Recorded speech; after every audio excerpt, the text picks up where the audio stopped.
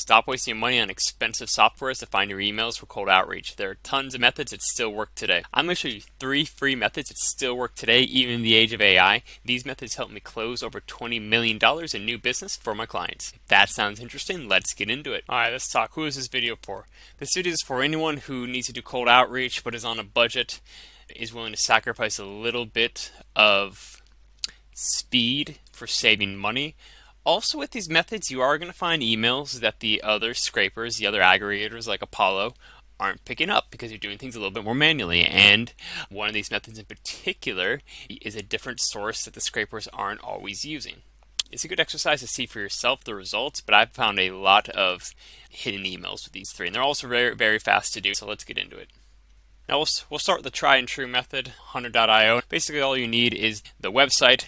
So we're going to do this on the fly here. I did test the first one, but then I figured it'd be more fun if I just did it and showed you guys and see what happens. So let's just roll with it here. So let's just say you're trying to get a hold of painters in Seattle. All right, let's say you have a local rent to rent site. You got some leads coming in, and you got to sell painter contracts to Seattle companies. Here might be how I would go and find the emails for them. So I'm going to show 3 methods, and I'll show for all 3, and we will go from there. Method 1, the classic Hunter.io. Alright, I'm sure most of you guys are familiar with Hunter.io, but it still absolutely crushes it. They did recently change their system. You used to get unlimited searches, and they would just blur out certain letters, but it was really easy to still find the emails, so I guess they wisely changed it to 25 free searches a month and 50 verifications a month. What's nice is you can make as many emails as you want. I have a couple of them, so you could easily do a couple hundred a month with this method. Alright, pretty easy. Just put the URL in there, hit OK, and it scrapes these websites and it comes up with all of the emails. So this is the general one, of course, probably the catch-all. Okay, engineering, and this might be like, oh, this guy's linked it on there. That's pretty baller.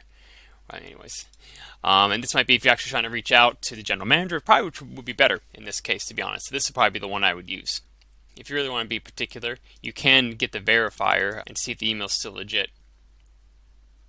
This is accept all domain email. Okay. Alright, fair enough. That basically means that all the emails go there. That means it's a smaller company. They don't have a lot of emails, but that's fine. But I'd still use this one. Okay, method 1. Okay, that was method 1. Let's go to method 2 here. I call the Facebook method. This is when you actually try and find the company's Facebook. So they're usually down at the bottom here. Now, and you see there's an email right there. Now, why is this a good method? So Facebook defaults to them showing the email when you make a page, and you have to put in an email to make a Facebook page. And so there's actually a really good percentage of people that just leave their emails up there unknowingly. So a lot of the times, actually on this one in particular, it'll be a different email, and this is actually the one where I have found a lot of emails that aren't on Hunter. Facebook method. We'll do the third method here, and this is what I call this is the site.com method. So this is actually something that SEO people use a lot, but it's actually a good little trick if you're not familiar with these things. So basically, if you take any URL, you do site parentheses and then the URL and hit OK. What that's going to show you in the SERPs here, in the search results, are only things for this that Google has on this one website. So you can see Google has 3 full pages. So about what was that? I don't remember how many I have on here. So 30, I think 30 pages. Okay, that's great. Okay.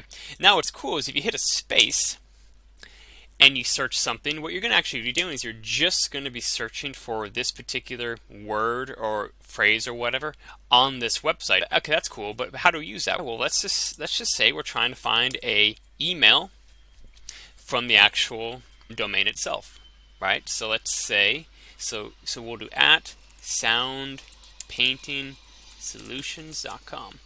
Hit OK. Okay, it's the same page, but okay, but let me just show you why that's important. Let's just open up the second one here. Do Control F. Okay, see, and there it is right there. So that's the email right there. Now it's the same email that we found everywhere, so that's nothing too exciting. What happens if nothing shows up? Well, what happens if we search Gmail here? Okay, no Gmail. That means they don't have a Gmail. But a lot of small businesses will just put their Gmail on there instead. They'll just put like soundpainsolutions at gmail.com. So then you can actually do it this way. All right, let's do another one here. Just doing this on the fly. So we'll do all three and see what we come up with. Vinny Ridge. Okay, info, right? Info. Great. Let's go to the actual website. We'll close all this out. The actual website. So they have a Facebook page. Okay, there we go. Facebook. There it is. Okay, same email. I wanted to show you guys one that maybe gives you a different email, and then I'm sure the same thing will pop up here. Okay.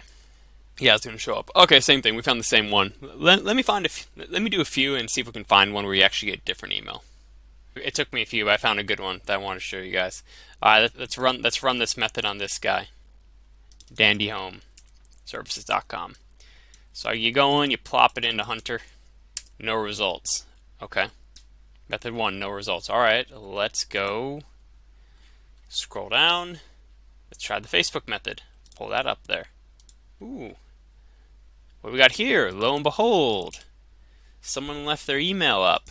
Ooh. There you go. And look at that. Hunter's not even picking that up, right?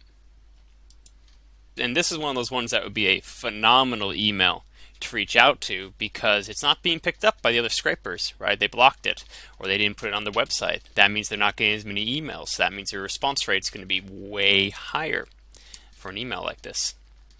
And then let's try the last method here and just see what happens. I actually haven't done this yet. Okay, let's see if, and I did in the previous video, guys, you do want to put a parentheses, I believe, when you're searching for that, when you're searching for the @ otherwise you might get other results. So parentheses, DandyHomeServices.com. Let's see what pops up. Probably nothing.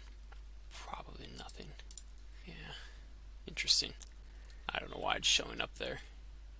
It must say it on the site somewhere, DandyServices.com. It must say somewhere. It must say this exact things. That's why it's popping up everywhere. Gmail. Okay, it's probably not gonna come up. But anyways, look. Still, I mean that's phenomenal. This would be a great email to reach out to, and you even have his name, Tom. First name basis on the cold outreach. That is absolutely fire. Hey guys, this is it for today. I hope you got a lot of value out of it. If you have any questions or there's anything you want to see on the channel, please drop a comment below. Thank you.